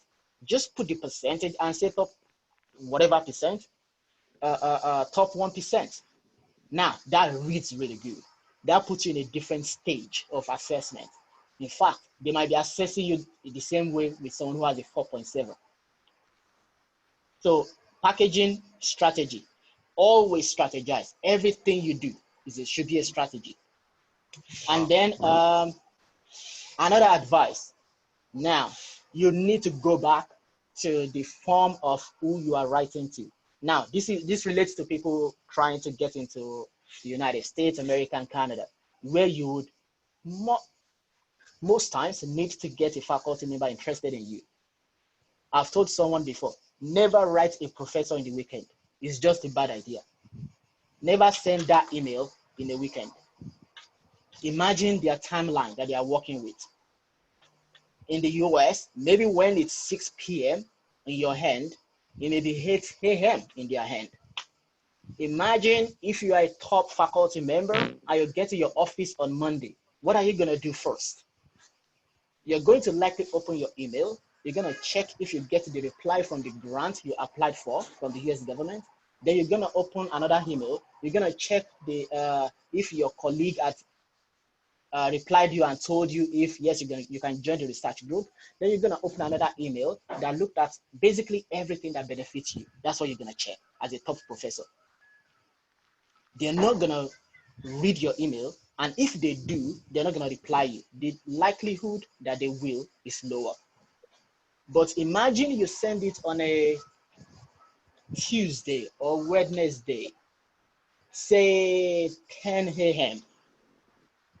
When he came back from the weekend, he had spent all Monday on self-interest, perhaps Tuesday on self-interest. If you reach out to him on Wednesday, he's probably cool-headed in the middle of the week. He's yet to start thinking about the weekend, and he might likely look at your email. So basically, you are trying to optimize your attitude, your approach. You're optimizing what you're doing. And I advise people, use that method. Don't send it in the night so that when he wakes up and gets to the office, there are hundreds of emails on top of yours. And then by the time it gets to yours, it's like, okay, I will reply this later, file, and then it never does. The reason you want to know the reason why I know this? I'm in that position. There are some emails that I file that I never get back to, or I forget to get back to. I don't spend my Monday in the office thinking about someone else. I think about myself, you know? So reflect and think and strategize. And some few technical things that may complement what Toyosi and the others have talked about. Being a first class is not good enough. Being a first class is good, but that's not the only thing that is important. They've talked about volunteering, having other forms of engagement, and being able to loud your CV in different ways. Do that. Aim for a good degree. Aim for a first class if you can. If you cannot, aim for other things that make your CV look good. Chances are there are opportunities for you out there as well. If you are competitive enough, you are you're persistent, you're resilient, and you are learning pretty fast, you may get into something competitive as well. Also, guys, always get the best reference letter, the best recommendation letter. There are some professors that will write recommendation letters like, I, Professor XXS, says that Fisola is an enthusiastic, energetic student, is friendly, is supportive, and it does a good research and whatever, and full stop. No, those things won't get you nowhere. You need someone who will go all in. Someone who talked about how Fisola was the best student in biometrics and what that means for his research, what the research that Fisola did, and how Fisola was the top 1% he had mentored in 15 years, and all this kind of stuff. These are the kind of reference letter you need. So I always advise people two things. Number one, don't use someone who does not have an international experience themselves. If you have a choice, use a professor who probably studied somewhere or who has a large network, because they understand what it means to gain those network. Then they will know the kind of recommendation letter you need. Secondly, ask for your recommendation letter early enough. Give them a burst of time, let them know you're going to ask, and then they have enough time to give it to you. Third, always when you approach your reference, your referrer, always offer them an alternative, which is, please let me know if I should send you a draft, and then you can correct it. Because immediately you do that, you put a little bit of power back to yourself. And then you can actually spend time to write a draft and then send it to them to validate, correct, and add to it or whatever. I do that all the time, even for myself. And I usually also ask people to do the same for me. For example, people reach out to me, hey, Yemi, I need a recommendation letter from you or whatever. The first thing I ask them, write one, send it to me. So reflect on that as well. And like I said before, we are all still learning. I'm still learning as well. And there was a time Fisola was writing me and asking questions. So now he knows a lot as well. There was a time of Bola was asking me, there was a time I was asking people questions. So my point is, this is an opportunity for you to realize that it's possible for you to also win these scholarships. It's possible to get a better education. It's possible to get grants. The stage that everybody is right now wasn't, I wasn't popped. I didn't pop out of my mama knowing all these things. You learn it. And you should be willing to learn as well. You're gonna have to read a lot of things. You really need to, keep ahead of the game and be as competitive as you can, friendly, persistent, resilient, and things will happen. I read a particular message on, maybe it was on Twitter or somewhere recently, and it struck a chord in me that action is the step that people forget when they remember their dream or when they think about their dream. So the point is, we all dream, we all have lofty ideas and passions and desires, but we rarely think about the action that follows up with it. You don't just get goodies delivered at your doorstep. You need to order it, and you don't just order it, you need to pay for it. You don't just pay for it, you need to work to get that money. So which means think and act. And that's the brief message from me. All right, that's all. All right, thank you, sir. Thanks very much. Thanks a lot, sir. Yeah. Really appreciate you, sir. All right. Before I hand over to Laolua to take the questions, okay. Would like to. I saw Professor Fola Babalola on the video, and we just want to say we are honored to have you. He's already put some information in the chat on the chat. Please, you can read it on his own contribution to how we can get scholarships. Okay. Spoke about email addresses where people use email addresses like Ceci Babs or Ceci Tunde for Greatness at gmail.com as email. That Tomiyoshi said a professor rejected a student that he was already about taking because of that. So please don't put yourself in that position. So thanks by Professor Fola Babalola for everything. I think I reached out to Professor Babalola one time. I was expecting that he will, handle me the way he handle everybody. Like he didn't even know me initially. All right, like probably telling me, send me an email, like the way lecturers, like some lecturers may do. But he chatted with me on WhatsApp and it was amazing. I was glad. Like wow. So he could give me time on WhatsApp. And thanks, Professor Fola. I really appreciate that. So I will hand over to Laolua now to take over. Okay, thank you so much, Meshach, for that. And then thank you to Dr. Yemi for the wonderful session and for the great, I said he was going to put the icing on the cake. And that was a great one from you. Okay, great. Meshach, can we quickly take we are out of time. We're out of time. Apologies apologies for going beyond schedule. Mesha, can we quickly have the top 3 questions? All right. Okay. I'm gonna read that out now. Somebody asked a question saying about, okay, sorry, the possibility. Okay, is there any chance for someone to be admitted to forestry master on scholarship when coming from a different academic background? That's the question. Okay. Can we? I think. Okay. Um, Dr. Yemi, can we have you respond to that, sir? Yeah, thanks so much for that question. Very good question. You know, the interesting thing is that the way academics or curriculum work in most places outside Nigeria, there's always an opportunity for people to cross interdisciplinary, really. So it's possible for you to move from, say, physics electronics into wood science or wood physics, for example. It's easy for you to move from, say, sociology to forest and livelihoods, for example. It's easy for you to move from philosophy to social forestry. So the point is not where you're coming from. The important thing is how you can draw linkages between what you were or your previous experience, your previous academic exposure, your previous engagement, and what you want to become.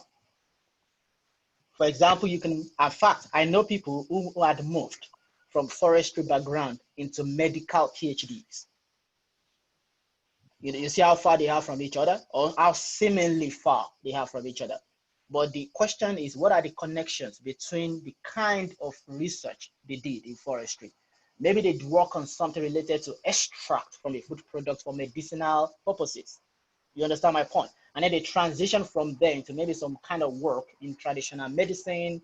And then before you know it, they ended up doing more even in-depth medical studies. And then they ended up with a PhD in medicine. So it's possible. That's the simple answer. But you have to find the linkage between whatever you did before and the forestry you want to do now. All right, thank you. Thank you, The sir. other question is that can you use work experience? Like, can you use your voluntary experience where you volunteer as a work experience? Do you want me to take it? Yeah, Dr. Yemi, please go ahead. All right, you definitely can. It depends on the quality of the work experience. Okay, let me give you an example. And I'm also pushing Olaoluwa a little bit, and you, Mesha. What you're doing right here can transition into something really, really big. You're not getting paid for it, but you could wrap it up in.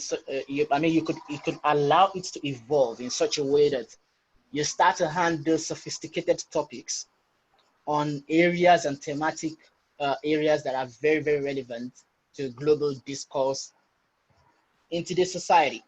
And the more you continue to do that, a few things start to happen. One, you begin to get more exposure and broader understanding about all these thematic issues that you are inviting people to talk about. Secondly, you begin to expand your network in that area as well.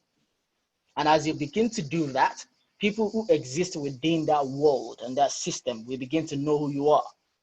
And they probably would refer you to more technical exposure and more technical opportunities in that world because of their direct relationship with you and their understanding of your desire and your abilities than a random Jack Joe who just wrote a random email asking for that similar opportunity.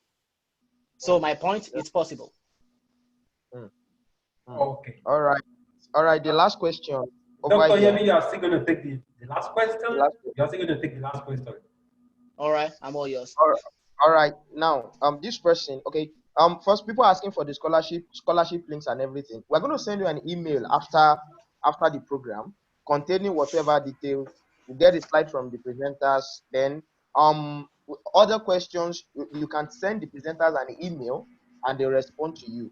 All right. We would have advised that we get their phone numbers for everyone, but it may be a lot of pressure for them to give their contact on WhatsApp or probably a phone call, all those things. But it's better via email. when you send, you can explain yourself in details, and they can respond back to you in details and be of help to you. Then we'll send scholarship links, like places you can get scholarships. I will send the link of those platforms to you. All right. Now, this person, the last question here, say, is there any difference between resume and CV? Oh yeah, there is a difference. And very good question. There's a difference. Everybody needs to understand the difference. CV is usually longer for a starter. If you write a CV, your CV is more likely to be longer than your resume. Your resume is usually shorter. Your resume is like a summary of concise things about who you are. Your CV is a chronology of your history in relation to who you are.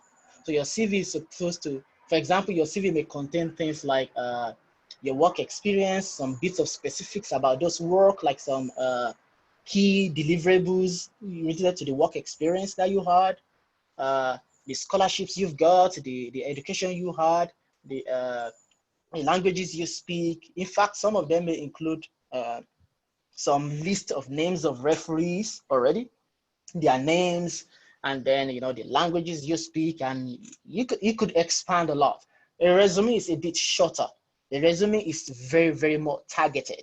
And then CV often applies in academics. Resume often applies in the workplace. Your resume will contain sharper content about who you are, basically a bit more sharper, a bit more concise. And there's also a particularly generalized knowledge that your resume should not be more than 2 pages. For example, if you're a beginner, a sort of a young professional, a beginner, between your first year, second year, third year of working, you shouldn't have more than 1 page resume. If you're like a mid-career who was like 5 years to 10 years, you shouldn't have more than 2. It depends on the kind of experience you have. And if you're like more a senior career, maybe a 3-page resume. But a CV has no bound. A CV encapsulates everything. So that's the usual difference. Okay, thanks very much, sir. Thanks very much, sir. We really appreciate you for this. Thanks very much. Yeah, Okay. absolutely. And for Yes, everyone, if you need to get in touch with me, my name is under my face, and I'm on LinkedIn with this name. I'm on Twitter with this name, and I would also write my name, my email in the inbox in the chat. I may not be able to reply to a lot of things pretty quickly, but feel free to reach out to me.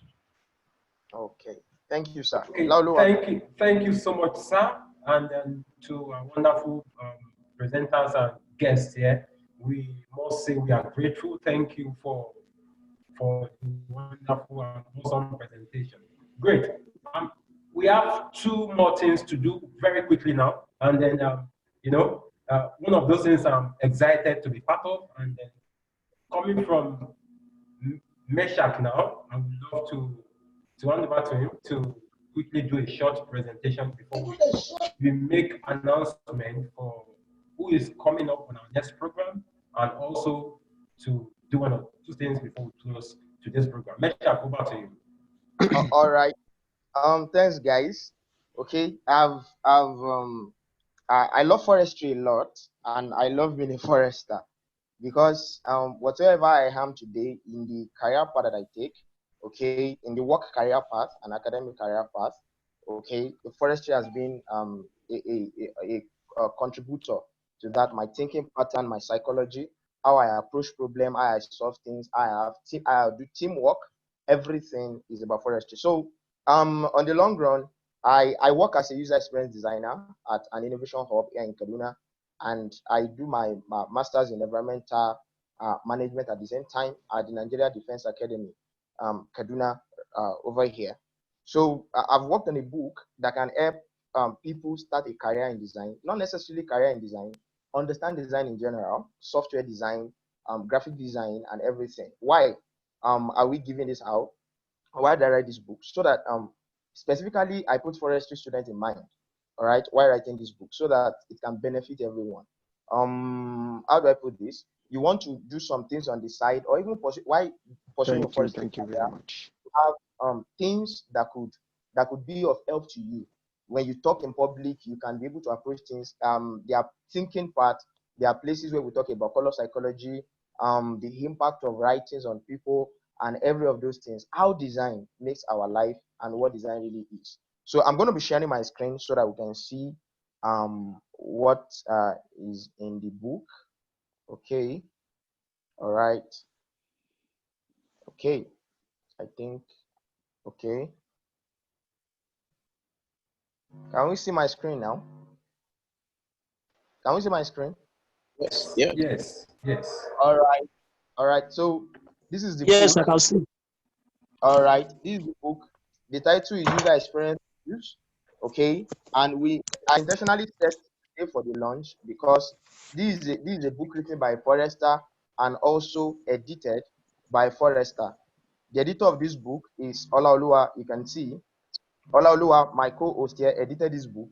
We worked on it together, and you can see it's a book you empathize, define, idea, prototype, and test how you use design to solve problems.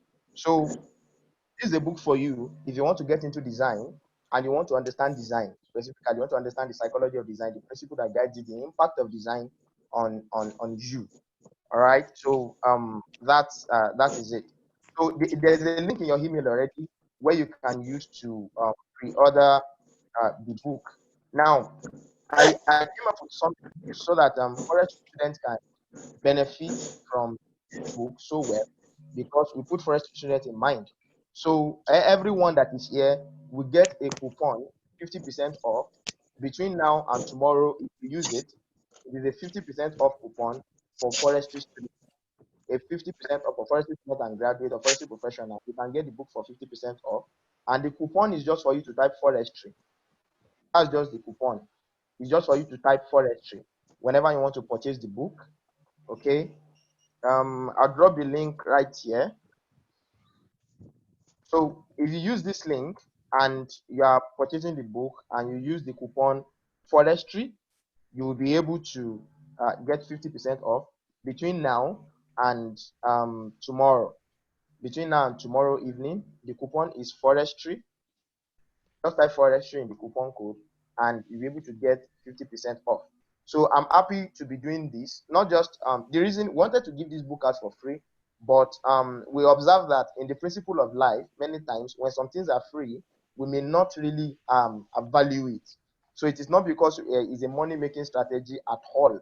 We are adding money to it so that when people pay for things, they make good use of it because of where we are going to. So I've posted the link and we can all use it. So I'm happy to be launching this book out for people right on this platform for forestry students. And there are still a lot of things coming up that I have for forestry students in full opportunities that I can create personally in my own scope of work as a software designer. So, all right, thank you very much. Laulua. Thank you so much, Meshach. Thank you. That was Sorry, Laulua. Sorry. Okay. Sorry. Dr. Fola Babalola says he wants to just put some icing on the cake and appreciate the program shortly before he leaves. Okay, let's have him now. Then after that, we conclude. Yes, sir. Dr. Fola, can we have you, sir? Dr. Fola, can we have you?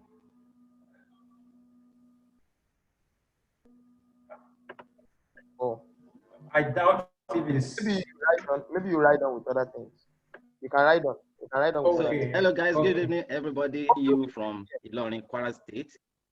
Okay. So please, can you hear me? Just give a wave if you can hear me, please. Yes, sir. Yeah, please go ahead. Please go ahead. We can hear you, sir. Thank you, sir. We can hear you, sir. Okay, thank you so much. I really appreciate what you guys are doing. I just have to abandon everything I'm doing, and I said, let me join you from beginning to the end. And I've learned a lot from everything you have been saying from beginning to the end. To me, Bola, you are now a kind of mentor in motivation letter. I give you kudos for that excellent work. Olaoluwa, thank you so much. And the rest of the guy, Yemi, you are excellent. So I really just want to encourage you people that you should keep up the good work. We are really watching you and we're really observing you. And I feel jealous that I did not go to FUTA to go and study. I feel jealous, but well, UI will always be the greatest UI, but I appreciate what people are doing. So everybody, just make sure you are Nigerian. Anywhere you are, keep the flag flying. Nigerians, we will always be on top and will always excel. In whatever you do, just make sure you be a good image that Nigeria is known for. And I pray that every of you, whatever is your endeavor, you are going to excel and you will get more, even more opportunity than what you are aiming for in Jesus' name. So I've been here with my boy and my children will be listening to you and we appreciate what you are doing. So if there's opportunity, I'll still come and speak more to you guys. And you can always get in touch with me for encouragement, for motivation, and in any way you think we can help. Thank you so much. I appreciate it. Oh, thank you, sir. We really appreciate that. Thank you, sir. Thank you. All right. Time, sir. Okay, great. Before I call on Alex, Alex is going to, I've given him 60 seconds. Okay, let me do that now. Alex, let's have you, please. Okay, good afternoon, everyone. Can you hear me? Please go Yes, ahead. we can Can you hear hear you. me? We can hear you. Okay, fine. Yes, good afternoon. My name is Alex Onotunji. I'm the IFSA coordinator of the joint IFRO-IFSA Task Force on Forest Education. On behalf of IFSA, I want to thank the organizers of the Nigeria Forestry Graduate and Student Roundtable session for the good work done so far. 1, 2, 3 session. It is a very wonderful one. I really appreciate the work you are doing. So on behalf of the entire IFSA team, and this is going to be the last webinar you'll be having in this current IFSA year. By the next time you'll be having a new webinar, IFSA will have transited to a new leadership. And I welcome everyone here to join us at the next IFSS, which is going on online. Please check IFSA.net for more information. We are doing the General Assembly next week. Please register. It's via Zoom and it's free for everyone to attend. I want to say thank you very much and wishing you the very best in your endeavors.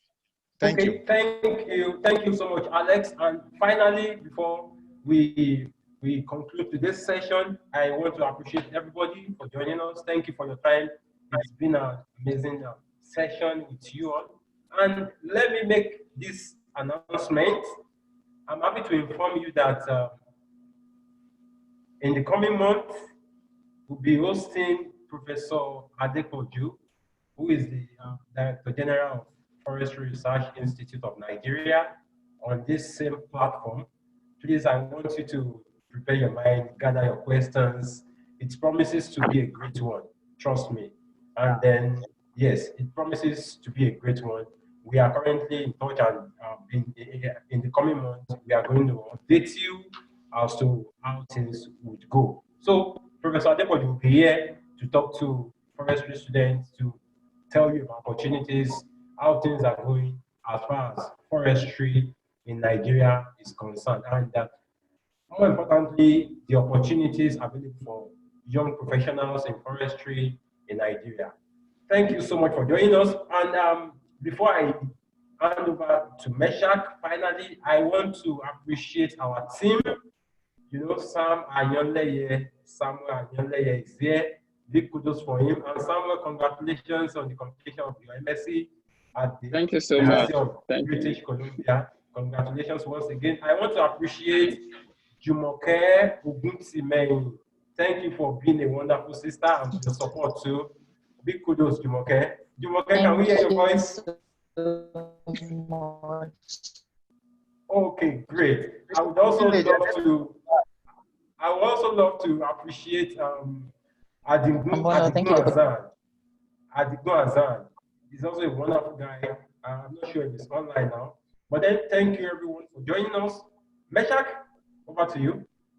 All right, so we appreciate everyone. And to this end, we're going to say thank you. Sorry we shoot up the time, but we hope you got value for your time. So about that, you want to get the book, you can get it between now and tomorrow evening for 50% discount. which is for forestry students. And for 50% discount, that should just be that should be $2.50. That's just 1,000 naira. But after by next tomorrow, it's going to go back to the normal price. So and by that time, the pre-order price would have moved away, and now we have it at $10, which is 4,000 naira. So if you can still get it now, it will be to your advantage because you are getting it for only 1,000. But from next tomorrow, you're going to be getting it for 4,000. Well, we are looking forward to having sponsors, all right, people in forestry who can say, okay, this book, I want it to be for forestry students even for free, or let them get it for even 1,000 naira all the time. If we get that, we get that. Meshach, okay, before we finally round up, I would like to acknowledge the presence of some of our friends. You know, they've always been with us. Their support and encouragement. I most appreciate Jane. Jane, she's also an Erasmus scholar. I think she's in Dresden now. I'm not sure if she has left for a program in Dresden, but she used to be in Copenhagen. But I must acknowledge Gideon Olubade too. Is in Bangor University. I think he should be in Germany now. Not sure. But then thank you so much for your support again. Once again, we want to thank our speakers, Mr. Pisola, Mr. Bola, Mr. Salio, and our big boss, Dr. Adeyeye. Thank you so much for your support as always. We are grateful, and we are thankful. Thank you on behalf of our team. We want to say, please join us in our next edition as it promises to be great. Thank you. All right. So thank you. We can start gisting. You can unmute yourself. Thank you, everyone. Thank you. Thank you. Yeah.